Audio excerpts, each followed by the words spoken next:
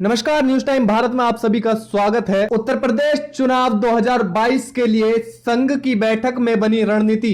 राज्यों के चुनाव में प्रधानमंत्री मोदी का चेहरा इस्तेमाल नहीं होगा। उत्तर प्रदेश में बीजेपी के भविष्य की राजनीति का खाका दिल्ली में करीब करीब तय कर लिया गया है। राष्ट्रीय स्वयंसेवक संघ की दिल्ली की बैठक में साल 2022 में उत्तर प्रदेश विधानसभा चुनाव मुख्यमंत्री योगी आदित्यनाथ के नेतृत्व में लड़ने का फैसला लिया गया है। इससे भी महत्वपूर्ण निर्णय यह माना जा सकता है कि उत्तर प्रदेश और दूसरे 5 राज्यों में होने वाले चुनावों में अब प्रधानमंत्री नरेंद्र मोदी का चेहरा नहीं होगा। संघ का मानना है कि क्षेत्रीय नेताओं के मुकाबले प्रधानमंत्री मोदी के चेहरे को सामने रखने से उनकी छवि को नुकसान पहुंचा है। विरोधी बेवजह उन्हें निशाना बनाते हैं। संघ किसी भी नेता को अलग करने या नाराजगी के साथ छोड़ने के लिए तैयार नहीं है। अब इस पर योगी को खरा उतरना है। महाराष्ट्र में शरद पवार परिवार को साथ लाने पर भी विचार हो रहा है। साथ ही साथ मैं आपको बता दूं, बंगाल में बीजेपी की हार हुई और उस हार का सारा जिम्मेदार माननीय नरेंद्र मोदी को माना जा रहा है। आरएसएस की दिल्ली में हुई बैठक में सरसंघ चालक मोहन भागवत और सरकार्यवाह दत्तात्रेय होसबोले की मौजूदगी में ये निर्णय लिए गए हैं। सूत्रों का कहना है कि इस बैठक में पश्चिम बंगाल के चुनावों को लेकर गंभीर चिंतन और समीक्षा की गई।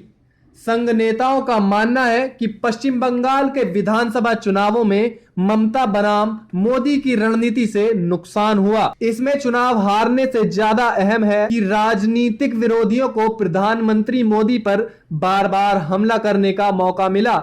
इससे उनकी इमेज को नुकसान होता है। इससे पहले भी बिहार में 2015 में विधानसभा चुनावों में नीतीश कुमार के खिलाफ और फिर दिल्ली विधानसभा चुनावों में अरविंद केजरीवाल के खिलाफ भी इस रणनीति से कोई फायदा नहीं हुआ।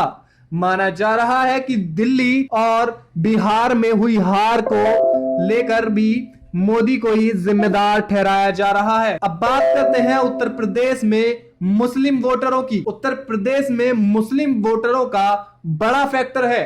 इसके साथ ही पश्चिम बंगाल की मुख्यमंत्री ममता बनर्जी और कांग्रेस ने मोदी की इमेज मुसलमान विरोधी बनाने की रणनीति अपनाई। इससे मुसलमान वोटर एकजुट हो गए और 70% से ज्यादा मुसलमानों ने तृणमूल कांग्रेस को वोट देकर चुनाव नतीजों को एक तरफा कर दिया। पश्चिम बंगाल के बाद उत्तर प्रदेश में भी मुसलमान आबादी काफी है और करीब 75 सीटों पर वे चुनावी नतीजों पर असर डाल सकते हैं। उत्तर प्रदेश में भी मोदी को चेहरा बनाने पर समाजवादी पार्टी और कांग्रेस फिर से मुसलमानों को एकजुट करने में कामयाब हो सकती है। सूत्रों की बात मानी जाए तो बैठक में कहा गया कि खास तौर से पूर्वी उत्तर प्रदेश में योगी की इमेज मुसलमान विरोधी नहीं है और गोरखपुर के साथ जुड़े इलाकों में मुसलमानों और पिछड़ों में गोरखनाथ मंदिर पर भरोसा है। मुख्यमंत्री बनने से पहले तक योगी आदित्यनाथ मंदिर के महंत के तौर पर स्थानीय मुसलमानों के विवाद मंदिर में बैठकर सुलझाते और उनकी मदद भी करते रहे हैं। मकर संक्रांति पर मंदिर में लगने वाले खिचड़ी मेला में ज्यादातर दुकानें मुस्लिम व्यवसायियों की ही होती हैं।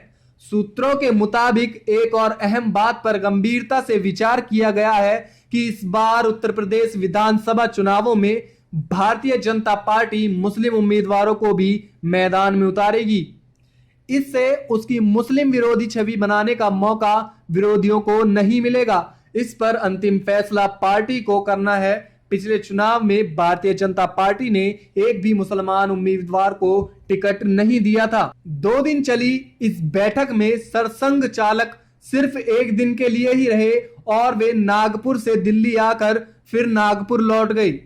संघ की इस बैठक में क्षेत्रीय मुख्यालयों के प्रभारी और अन्य जिम्मेदारियों पर भी निर्णय किए गए हैं। इसमें सबसे अहम है सरकार्यवाह दत्तात्रेय होसबोले को मुख्यालय नागपुर के बजाय लखनऊ होगा। पूर्व सरकार्यवाह भैयाजी जोशी प्रधानमंत्री मोदी और सरसंघ चालक भागवत के बीच समन्वय का काम देखेंगे और बहुत संभव है कि वे दिल्ली में रहे, सरसंघ चालक नागपुर में ही रहेंगे। सह कार्यवाह डॉक्टर मनमोहन वेद को भोपाल मुख्यालय दिया गया है।